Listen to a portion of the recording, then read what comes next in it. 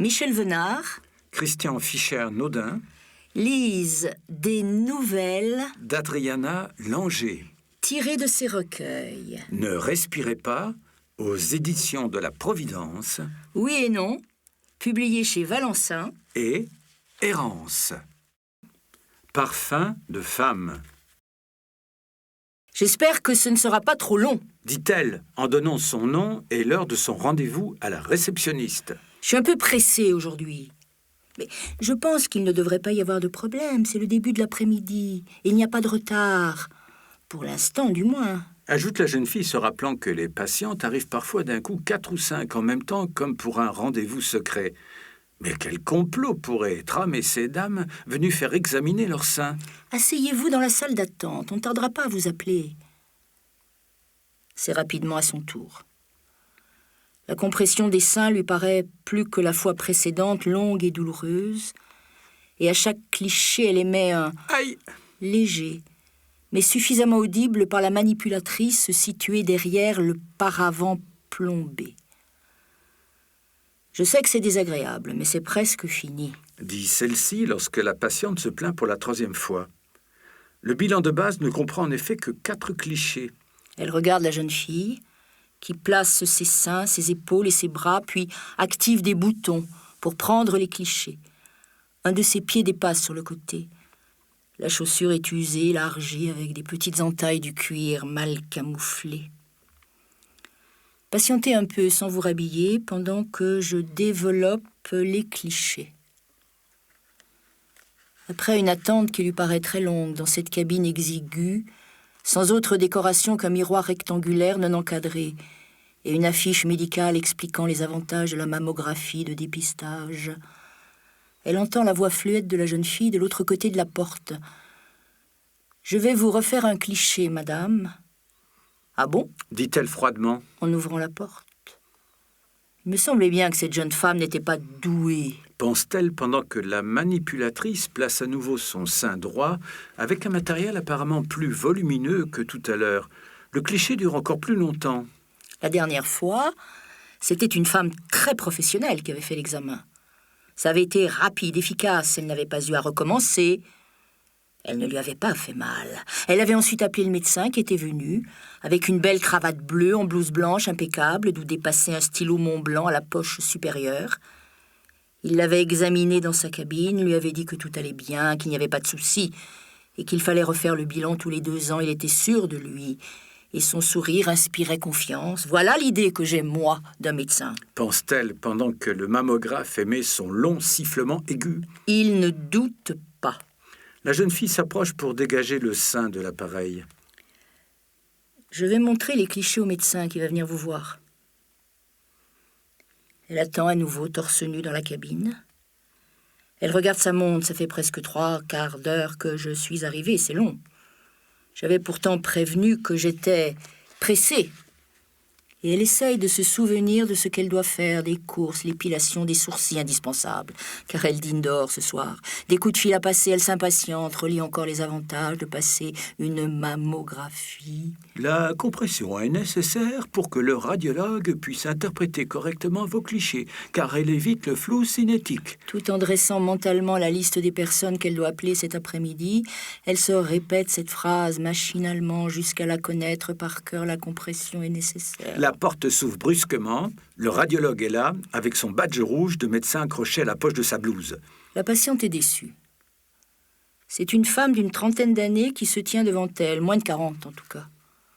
Malgré elle, elle pense qu'une femme, jeune de surcroît, ne peut être qu'une remplaçante du radiologue qu'elle a connu et qui a dû s'absenter.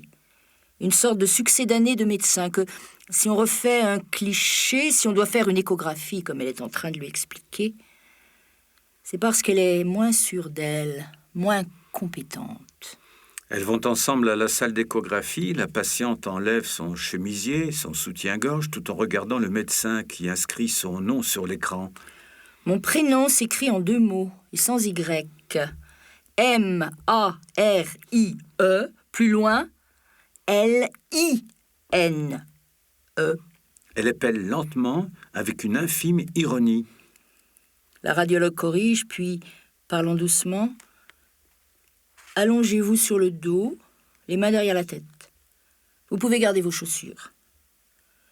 Elle palpe d'abord le creux de ses aisselles.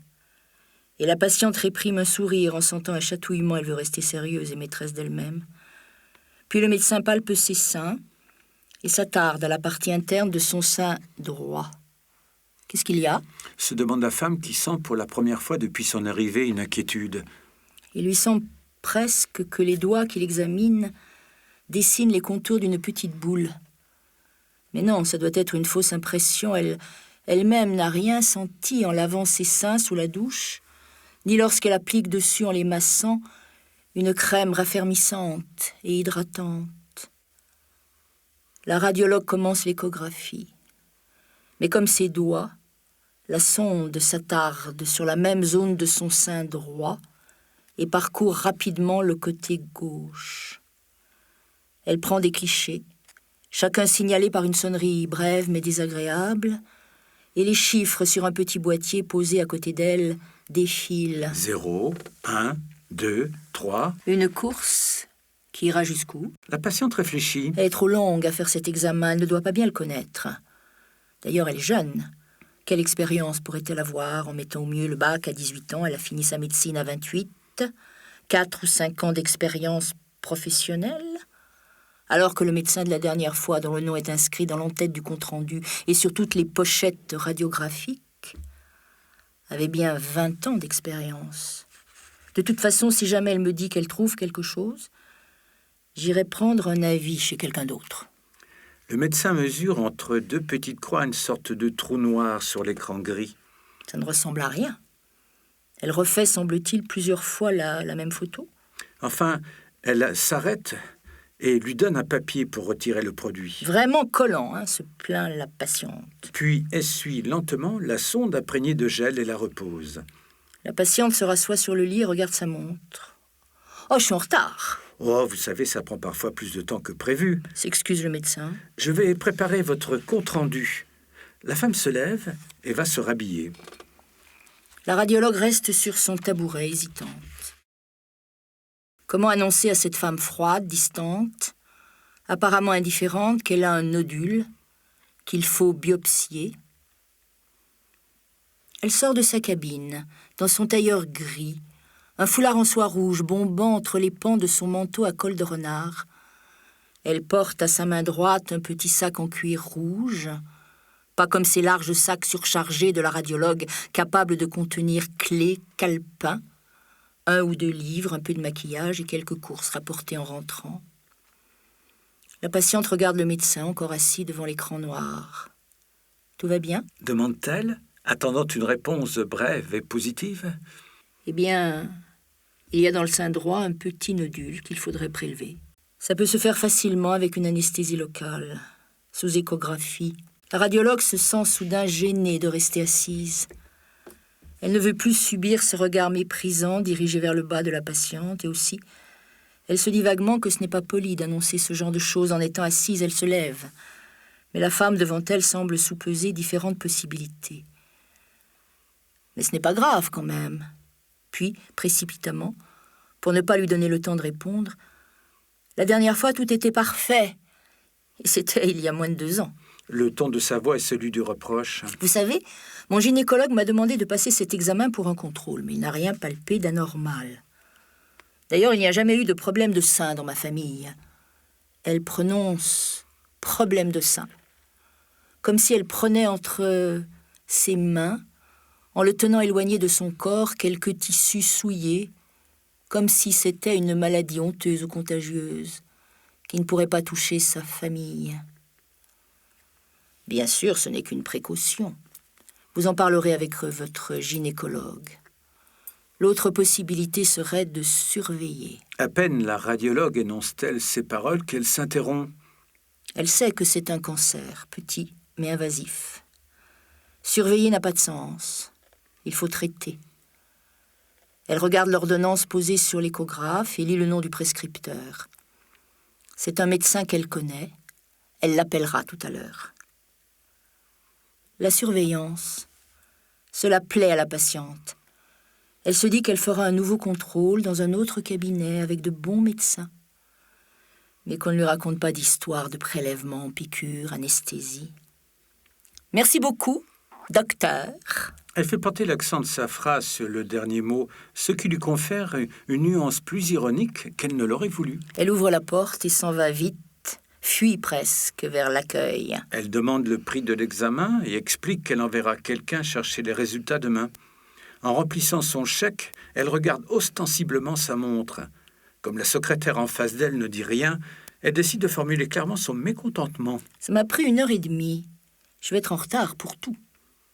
Elle se souvient alors qu'elle est déjà arrivée en retard chez l'esthéticienne la semaine dernière et craint que celle-ci n'annule son rendez-vous. Or, ses sourcils ont terriblement poussé.